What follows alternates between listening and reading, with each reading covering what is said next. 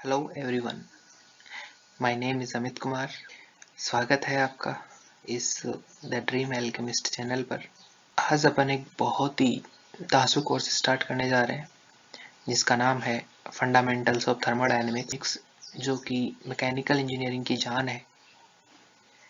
बहुत सारे इसके प्रिंसिपल्स जो हैं मैकेनिकल इंजीनियरिंग में यूज़ होते हैं।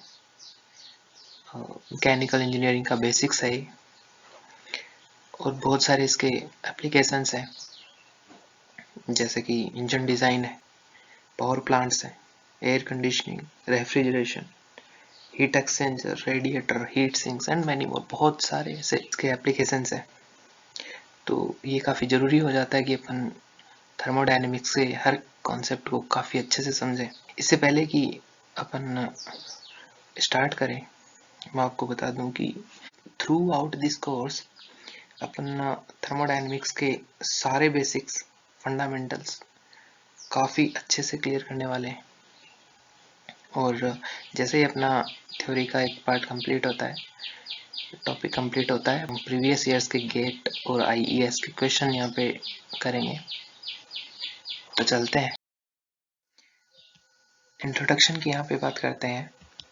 तो थर्मोडायनेमिक्स जो वर्ड है, इसमें दो टर्म यूज आती हैं, थर्मो और डायनेमिक्स।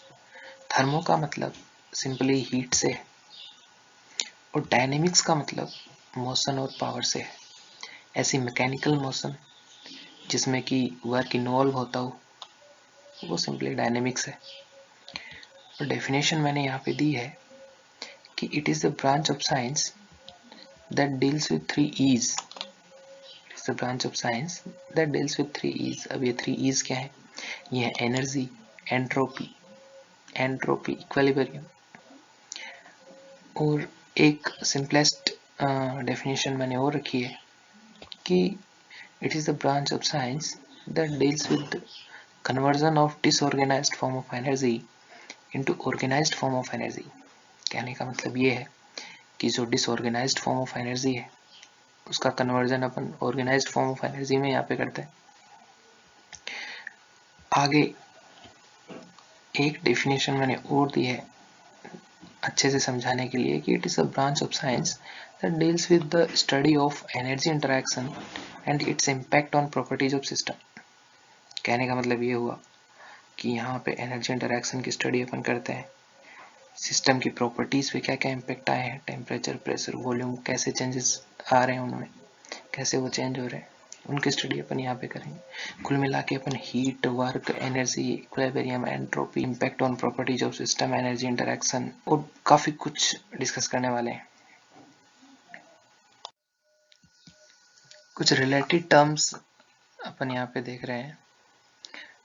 रिलेटेड टर्म्स से मेरा मतलब ये है कि ये कुछ ऐसी टर्म्स हैं जो कि काफ़ी भारी मात्रा में आने वाली हैं, भर भर के इनका यूज़ होगा, तो इनको जानना बहुत ज़रूरी है क्योंकि ये हर कहीं आने वाली है। तो देखते हैं क्या है। वो है सिस्टम। सिस्टम से मेरा मतलब ये है कि सिंपलेस्ट डेफिनेशन है यहाँ पे, anything under consideration. Anything under consideration वही अपना सिस्टम है। कुछ भी जिसको अपन डिटेल में स्टडी करना चाहते हैं, अपन उस चीज़ के एनवायरनमेंट को स्टडी करना चाहते हैं कि उस पर क्या क्या इम्पेक्ट आते हैं, अगर उसमें कोई चेंजेस होते हैं, उसको अपन एज ए सिस्टम कंसिडर कर सकते हैं। बाउंड्री, मान लीजिएगा ये मेरा कोई सिस्टम है। अगर ये मेरा सिस्टम है और ये बाहर का जो दिख रहा है, इससे ये जो सेपरेट कर रहा है, इसको बोलते हैं बाउंड्री। ये हो गया सिस्टम। और बाकी बचा जो बाहर का है, सिस्टम और बाउंड्री से बाहर का है, उसको बोलते हैं सराउंडिंग्स। तो आगे बात करते हैं। मैंने यहाँ पे एक अच्छा फिगर दिया है काफ़ी अच्छा समझाने के लिए कि ये एक सिस्टम है। मान लिया अपना एक सिस्टम है, तो ये बाउंड्री है जो सिस्टम को सराउंडिंग से सेपरेट कर रही है, और ये सराउंडिंग है, बाउंड्री है, सिस्टम है। ज़्यादा कुछ है नहीं यहाँ पे समझने के लिए। बाउंड्री की खास बात ये है कि ये रियल भी हो सकती है, इमेजिनरी भी हो सकती है।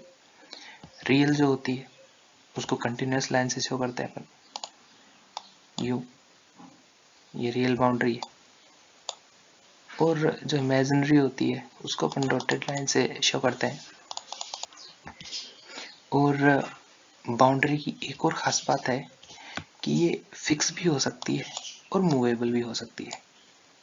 एक सबसे अच्छा खासा एग्जाम्पल यहाँ पे लें तो कह सकते हैं कि अपना हार्ट जो होता है, दिल जिसको बोलते हैं आप, तो दिल जब धड़कता है तो दिल को एज ए सिस्टम आप कंसिडर करें तो दिल की जो बाउंड्री, धड़कते हुए दिल की बाउंड्री, वो आपको मूवेबल दिखेगी। और अगर दिल धड़कना बंद कर दे, ऐसा हो ना पर समझने के लिए अगर कर भी दे, तो उसकी जो बाउंड्री है वो फिक्स हो जाती है। अब देखते हैं यहाँ पे टाइप्स ऑफ सिस्टम। अभी अपन ने सिस्टम के बारे में बात करी, तो देख लेते हैं सिस्टम के टाइप्स क्या क्या हैं। तो उनमें से एक है सबसे अच्छा ओपन सिस्टम, पहला। तो ओपन सिस्टम क्या है? ओपन सिस्टम से मेरा मतलब ये है कि मान लीजिए ये कोई सिस्टम है, कोई भी सिस्टम है आपका, तो उसमें से एनर्जी आना जाना बाहर अंदर अलाउ है और मास को भी आना जाना अलाउ है। कहने का मतलब ये हुआ कि ओपन सिस्टम एक खुला सिस्टम है जिसमें एनर्जी इंटरैक्शन और मास एक्सचेंज हो सकता है, सब कुछ पॉसिबल है। इसके अच्छे से एग्जांपल देख लीजिएगा, बॉयलर है, कंडेंसर है, पंप, कंप्रेशर, ये सारे बहुत अच्छे इसके एग्जांपल हैं। अगर अपन बात करें तो अपनी जो बॉडी है वो भी एक ओपन थर्मोडायनेमिक सिस्टम है जिसमें कि मास और एनर्जी इंटरैक्शंस पॉसिबल है। आगे अपन देखें तो आता है क्लोज्ड सिस्टम।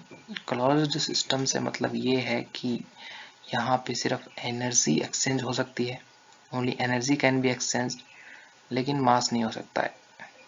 इसका बेस्ट एग्जांपल प्रेशर कुकर है, जानते ही हैं आप। आगे है आइसोलेटेड सिस्टम। आइसोलेटेड सिस्टम से मेरा मतलब ये है कि यहाँ पे ना ही तो एनर्जी इंटरैक्शन पॉसिबल है, ना ही कोई मास आ जा सकता है। अपन देखें तो एक बड़ी बात ये भी है कि ओपन सिस्टम का एक दूसरा नाम भी है कंट्रोल वॉल्यूम सिस्टम, और शायद मैं भूल गया हूँ यहाँ पे लिखना, क्लोज्ड सिस्टम को जो है वो कंट्रोल मास सिस्टम बोलते हैं। आगे देखते हैं, मैंने एक अच्छा सा फिगर से यहाँ समझाने की कोशिश करी है कि ये जो है रेड वाला एक्सचेंज ऑफ एनर्जी है, ये ब्लू वाला एक्सचेंज ऑफ मैटर है। कहने का मतलब ये है कि आइसोलेटेड सिस्टम में, ये देखो ये लाइन दिख रही है आपको, मतलब नॉट अलाउड, कि यहाँ पे एनर्जी को आना जाना मना है, मास को आना जाना मना है। आइसोलेटेड सिस्टम ऐसा है जहाँ कुछ भी आना जाना अलाउ नहीं है। और क्लोज्ड सिस्टम में सिर्फ एनर्जी अंदर बाहर आ जा सकती है, मास अलाउड नहीं है। ओपन सिस्टम जिसमें कि एनर्जी भी आ जा सकती है और मास भी पॉसिबल है।